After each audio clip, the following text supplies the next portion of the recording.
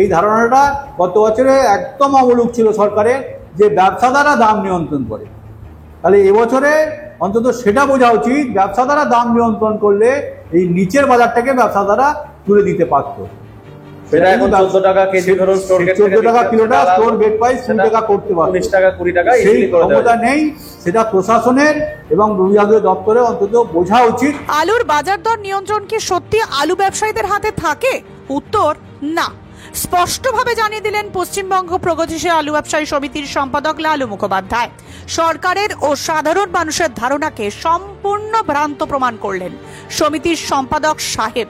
যুক্তি সহকারে সর্বসাধারণের জন্য ভেঙে চুরে দিলেন তার ব্যাখ্যাও। নমস্কার, আপনারা দেখছেন ইন্ডিয়া পোটেটো নিউজ। আপনাদের স্বাগত জানিয়ে শুরু করছি আজকের প্রতিবেদন।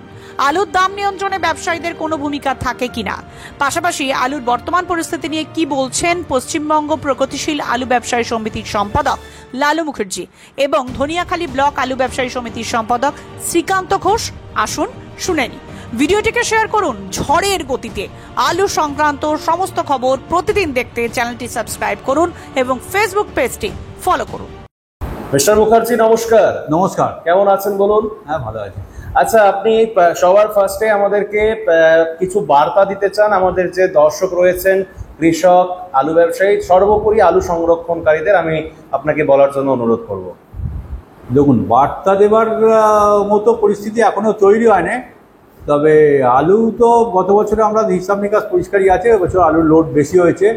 তো এটা আরও কিছুদিন যাক, গেলে বোঝা যাবে আলুর কি পরিস্থিতি কোন দিকে করার। আচ্ছা, আপনি না মানে প্রশাসনিক বিষয় আমি যেটা বলতে চাইছিলাম আপনাদের, দেখুন গত বছরের নিরিখে, গত বছরে 2024 সালে আমরা তো সারা বছর ধরে আলু বাইরে পাঠাতে দেওয়া হলো না, আটকে রাখা হলো। কিন্তু আমরা ঠিক এইরকম এক পরিস্থিতি 2014 সালে সম্মুখীন হয়েছিলাম। 2014 সালে সম্মুখীন হওয়ার শুরুর কিছুদিনের মধ্যে মাননীয় বিভাগীয় আমাদের কৃষি উপদেষ্টা সম্মানীয় প্রদীপ মজুমদারের মধ্যস্থতায় আমরা মাননীয় মুখ্যমন্ত্রীর ঘর পর্যন্ত পৌঁছেছিলাম। মানে মুখ্যমন্ত্রীর নিজস্ব ঘরে আমরা 4-5 জন মুখ্যমন্ত্রীর সঙ্গে 20 মিনিট আলোচনায় বসছিলাম, এবং সেই আলোচনায় বসায় মুখ্যমন্ত্রীকে আমরা আমাদের কথা তথ্য তুলে ধরে বোঝাতে পারায় সেই 20 মিনিটে আর সমস্যাটা কিন্তু সমাধান হয়ে গেল, এবং সেটা সারা বছর আর কোনো ডিস্টার্ব হয়নি। কিন্তু গত বছর আমরা বিভাগীয় মন্ত্রীকে এবং বিভাগীয় মন্ত্রীর দপ্তরে আমরা অন্তত 14-15 বার বসেছি, কিন্তু এই সমস্যাটার সমাধান হয়নি। তো আমাদের মনে হয়েছে আজকের দিনে দাঁড়িয়ে আমরা যদি মাননীয় মুখ্যমন্ত্রীর কাছে 20টা মিনিট সময় পেতাম, আমরা যদি আমাদের তথ্যটা ভালো করে বোঝাতে পারতাম, আশা রাখি বোঝাতে পারতাম, উনি বুঝতেন, উনি যেরকম 14 সালে বুঝেছিলেন বুঝতেন, তাহলে গত বছরে সারা বছরে ওই সমস্যাটা সমাধান হতো না। তাই আমরা মানে সর্বদাই চাই পশ্চিমবাংলায় যে মাননীয় মুখ্যমন্ত্রীর কাজ পর্যন্ত আমাদের পৌঁছাতে, সেই ব্যবস্থা গ্রহণের কোনো ব্যবস্থা থাকলে আপনাদের মিডিয়ার মাধ্যমে আমরা সেই জন্যই আপনাদের কাছে তুলে ধরা। মুখ্যমন্ত্রীর হস্তক্ষেপ বলে আমাদের মনে হয় 20 মিনিটের সমস্যাটা সমাধান হয়ে যেতে পারে। আচ্ছা, আপনাদের গত মাসেও তো ধরুন পশ্চিমবঙ্গের বিশেষ করে দক্ষিণবঙ্গের কিছু কিছু স্টোর থেকে কম বেশি ধরুন আলু বেরিয়েছে, ওই হিসেবটা কি একবারে সেই জুনে যে আপনাদের জুন মাসের প্রথমেই এটা রিপোর্টিং হয়, আমরা এপ্রিল মে মাস নিই। আচ্ছা, এপ্রিল এবং মে মাসে দুটো একসঙ্গে হিসেব করে ওটা জুন মাসে যেরকম রিপোর্টিং হয় সেরকমই হবে। তো আলু নিয়ে কি মেসেজ দেবেন সাধারণ কৃষকদের এবং ব্যবসায়ীদের বা যাদের হাতে আলু রয়েছে তাদের? এখনই তো সেই পরিস্থিতি তৈরি হয়নি আলু নিয়ে খুব বেশি বার্তা দেওয়ার। আমি তো আগে বলেছি, আলু দেখুন, আলু দাম নিয়ন্ত্রণ আমরা করতে পারি না, আলু দাম নিয়ন্ত্রণ করার ক্ষমতা আমাদের নেই। দাম নিয়ন্ত্রণ করার ক্ষমতা থাকলে এবছরে এখন যে মার্কেট চলছে আমরা তাহলে মনোপলি যদি করি, যদি আমরা সেইভাবেই বাজার করি বা মনোপলি করি, তাহলে আমরা এই 14 টাকা কিলোটাকে 19 টাকা নিয়ে যেতে পারতাম। এটা আমরা কখনই পারবো না। সুতরাং দাম নিয়ন্ত্রণে করার ক্ষমতা আমাদের নেই। আলুর গতিতে চলবে, এইটুকু বলতে পারি। চাহিদা যোগানের উপরও আলু নির্ভর করে, ঠিক সেইভাবেই আলু চলবে। আলুর এখন হয়তো চাহিদা কম, যেহেতু অত্যাধিক গরম, বিভিন্নভাবে ফসল, অন্যান্য সবজির দাম কম, গরমের পর আবার হয়তো চাহিদা কোনো বাড়তে পারে, ঝড় জলের চাহিদা বাড়ে, চাহিদা বাড়লে আবার আলুর দাম হয়তো কোনো সময় বৃদ্ধি হতে পারে, আবার চাহিদা কমলে আলুর দাম কমতে পারে। আলু নিজস্ব গতিতে চলবে, এতে নতুন করে বলার কিছু নেই। আর লালু মুখার্জি বা জগবন্ধু মণ্ডল বা বরুণ পণ্ডিত বা আমাদের অরবিন্দ ঘোষ, কারুর ক্ষমতা নেই এই দামটাকে নিয়ন্ত্রণ করার। দাম নিয়ন্ত্রণ, আলু কি করবে, এই ধারণাটা গত বছরে একদম অমূলক ছিল সরকারের, যে ব্যবসাদাররা দাম নিয়ন্ত্রণ করে। তাহলে এবছরে অন্তত সেটা বোঝা উচিত, ব্যবসাদাররা দাম নিয়ন্ত্রণ করলে এই নিচের বাজারটাকে ব্যবসাদাররা তুলে দিতে পারত। সেটা এখন 14 টাকা কেজি ধরুন স্টোর গেট 14 টাকা কিলোটা স্টোর গেট প্রাইস 20 টাকা করতে পারত, 19 টাকা 20 টাকা সেই ক্ষমতা নেই। সেটা প্রশাসনের এবং বিভাগীয় দপ্তরে অন্তত বোঝা উচিত এবছরের নিরিখে। নমস্কার শ্রীকান্ত দা। নমস্কার। আরেকবার মানে আমি আপনাকে বসালাম রীতিমতো যাকে বলে আলোচনায়।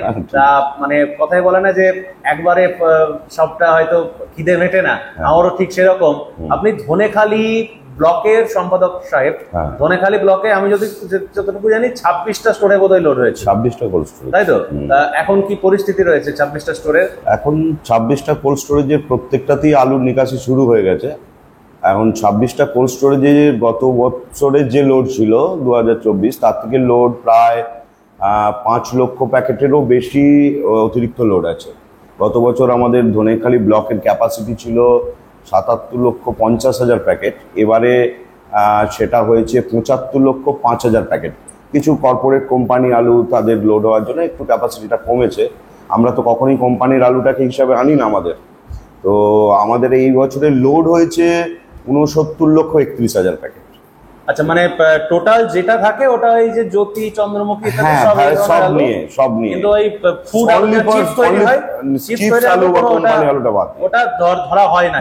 ওগুলো তাহলে আলাদা, ওগুলো যদি ধরা হয় তাহলে আরো কাউন্ট বেশি, আরো হয়তো বাড়বে কিছুটা। কিন্তু ওগুলো আমরা কখনোই আমাদের হিসাবের মধ্যে, আমরা সঠিক তথ্যটাই দেওয়ার চেষ্টা করি, যেটা রেশনিং বা ফুড আলু আমরা বলি।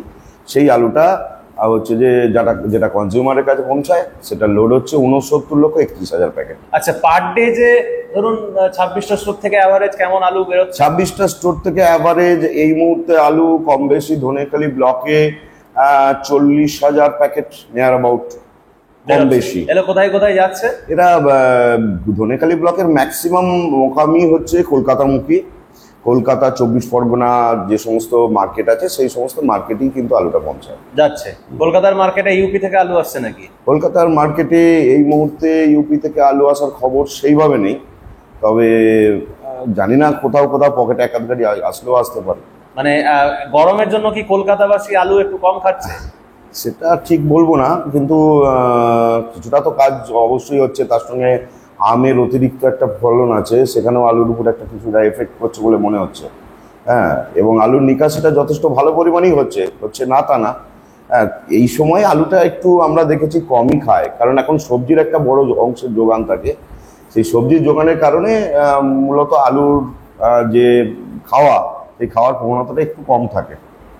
আলু শিল্পের বিভিন্ন খুঁটিনাটি বিষয়, সেটা আলু শিল্পের সমস্যা হতে পারে বা আলু শিল্প রিলেটেড বিভিন্ন কথা আমরা যেই রিসেন্ট সিনেমার আর্টিস্টদের কাছে পৌঁছে দিচ্ছি, এটা কেমন লাগে? না, এটা তো অবশ্যই ভালো, কারণ সেলিব্রিটিদের কাছে, যারা সিনেমা, চিত্রশিল্পী, বিভিন্ন জায়গায় আপনারা যে কাজটা করছেন, তাদের কাছে এই জায়গাটা থেকে যদি আমরা কিছু তথ্য পাই, তারা যে তাদের মতামতটা দিচ্ছেন, ফলে সেলিব্রিটিদেরকে দেখার যেমন একটা মানুষের প্রবণতা থাকে যে তাকে দেখবো, তার মুখের বক্তব্যটা শোনারও একটা বড় রকমের আকাঙ্ক্ষা থাকে। এই অ্যাপসের মাধ্যমে তো আজকে বিভিন্ন জায়গায় চলে যাচ্ছে, কৃষকের কাছে, ব্যবসাদারের কাছে, ফলে তারাও এটা দেখতে আগ্রহী হচ্ছে। ফলে স্বাভাবিকভাবেই হচ্ছে যে আলুর সঠিক তথ্যটা সবার কাছে পৌঁছে যায়। এটা আমরা যেমন চাই, আপনারাও চাইবেন। আমি শুধু একটা কথা আপনাদের এই চ্যানেলের মাধ্যমে বারবার বিভিন্ন জায়গায় বলার চেষ্টা করেছি, আজও বলছি, যে আলুর সঠিক তথ্য যারা যে মিডিয়াই হোক, ইলেকট্রনিক্স মিডিয়া বা অন্যান্য মিডিয়া, তারা আলুর সঠিক তথ্যটা সরকারের কাছে সঠিকভাবে তুলে ধরুক এবং মানুষের কাছে সঠিক তথ্যটা পৌঁছাক। এটা যদি হয় তাহলে কিন্তু আলু শিল্পটা ধ্বংস হয়ে যাবে না। আলুর সঠিক তথ্য না দিয়ে সরকারকে ভুল বুঝিয়ে, সরকারকে মিসগাইড করে যারা এই কাজটা করছেন, যেটার ফল আমরা গত বছর লক্ষ্য করলাম, যে আলু ব্যবসায়ী সমিতিকে, পশ্চিমবঙ্গ প্রগতিশীল আলু ব্যবসায়ী সমিতিকে একটা ব্যাকফুটে ঠেলে দিয়ে তাকে একটা ভ্রান্ত একটা রকম কিছু সৃষ্টি করার চেষ্টা হয়েছে। এটা ঠিক নয়, কারণ আমি এটা মনে করি যে পশ্চিমবঙ্গ প্রগতিশীল আলু ব্যবসায়ী সমিতি চিরকাল সঠিক তথ্য দেয় এবং কৃষকের পাশে সবসময় থাকে। মানুষের পাশে সবসময় থাকে। তাহলে সরকারের সঙ্গে আমাদের তো কোনো দূরত্ব নেই, আমাদের মনেরও কোনো দূরত্ব, কারণ আমরা সরকারের পাশে আছি, সরকারের পক্ষে থাকি, সরকার মানবিক, সমস্ত দিক থেকে আমরা সরকারের এই মানবিক দিকটা দেখতে পেয়েছি। তাহলে আমরা তাদের শত্রু নই, সরকারও আমাদের শত্রু নয়। তাহলে কেন ভুল তথ্য দিয়ে আলু ব্যবসায়ী সমিতিটাকে আজকে পিছনের দিকে ঠেলে দেওয়া হচ্ছে, এটা আমরা জানি না। যেটা গত বছর আমরা খুব মর্মাহত হয়েছি, আমরা খুব আশাহত হয়েছি, এটা আমরা আশা করিনি। ঠিক আছে, আমরা মাননীয় সম্পাদক একটু আগে আমাদেরকে রিপোর্ট দিচ্ছিলেন যে আজকে সরকারের সঙ্গে যদি আমরা 15-20 মিনিট একটা বসার সুযোগ পাই, তাহলে এই যে ভুল ভ্রান্ত মুখ্যমন্ত্রীর কাছে, তাহলে আমরা এই যে ভ্রান্ত ধারণাটা যে বা যারা সরকারের কাছে মিসগাইড করছেন, সরকারকে ভুল পথে পরিচালিত করছেন, এই জায়গাটা কাটিয়ে উঠতে পারবো, এটা নিশ্চিত করে বলতে পারি। কারণ আলুর সঠিক জায়গা, আমরা কৃষক পরিবারের সন্তান, আমরা যাই ব্যবসা করি না কেন, আমরা জানি কত টাকা কিলো আলুটা মাঠ থেকে যে উৎপাদন হয়েছে, তার কিলো প্রতি প্রোডাকশন কস্ট কত, সেটা সংরক্ষণ হতে গিয়ে কত টাকা খরচা, সংরক্ষণ হওয়ার পর কত টাকা খরচা, এই সঠিক তথ্য আমরা সরকারের কাছে তুলে ধরতে পারি। এবং সংরক্ষণ হলেই হবে না, এই শিল্পের কর্মকাণ্ডের সঙ্গে যারা যুক্ত তাদের ন্যূনতম কিছু লভ্যাংশ দরকার, নাহলে তাদের জীবন জীবিকা চলবে না। হাজার হাজার বেকার ছেলে, লক্ষ লক্ষ বেকার ছেলে আজকে এই কর্মকাণ্ডের সঙ্গে যুক্ত হয়েছে, তাদের দিকটাও সরকারকে ভাবতে হবে। এই সামগ্রিক ভাবনা চিন্তার নিরিখে দাঁড়িয়ে আগামী দিনে সরকারকে চললে, আমরা সরকারের সঙ্গে যেমন আছি, আমার মনে হয় আপামর কৃষক সরকারের সঙ্গে আছে এবং থাকবে, এবং আরো ভালো সরকারের একটা দিক ফুটে উঠবে। এই কৃষক দরদি সরকারকে আমরা চাই আগামী দিনে আরো কৃষকের সঙ্গে থাকুক, সরকার আরো কৃষকের প্রতি সহানুভূতি দেখাক, সংরক্ষণকারী ব্যবসার সঙ্গে যারা যুক্ত তাদের প্রতি সহানুভূতি দেখাক, এই বার্তাটাও আমি কিন্তু দিতে চাই। এই অনুষ্ঠানে সম্প্রচারিত সমস্ত বক্তব্য বক্তাদের নিজস্ব ব্যক্তিগত মতামত। এই অনুষ্ঠান বাজারের নির্ধারক নয়। অনুগ্রহ করে ব্যবসায়িক পদক্ষেপের পূর্বে নিজের বিচার বুদ্ধি কাজে লাগিয়ে সিদ্ধান্ত নিন। আলু রাখা বাজারগত ঝুঁকি সাপেক্ষ। আলু রাখার পূর্বে ইন্ডিয়া পটেটো অ্যাপ থেকে বিগত বছরের লোডিং আনলোডিং রিপোর্ট ও তার পরিপ্রেক্ষিতে আলুর দামের ওঠানামা দেখে নিন। আলুর সব খবর এখন একটা অ্যাপেই। আলুর প্রাত্যহিক বাজার দর, আলুর সর্বভারতীয় বাজার দর, আলুর সকালের বাজার দর, লোডিং আনলোডিং রিপোর্ট, বিগত 10 বছরের আলুর তথ্য, সারা ভারতবর্ষের 20,000 আলু চাষী ও ব্যবসায়ীদের তথ্য এখন আপনার হাতের মুঠোয়। প্লে স্টোর থেকে আজই ডাউনলোড করুন India potato market rate app. 2012 সাল থেকে প্রতি মুহূর্তে আপনার সঙ্গে।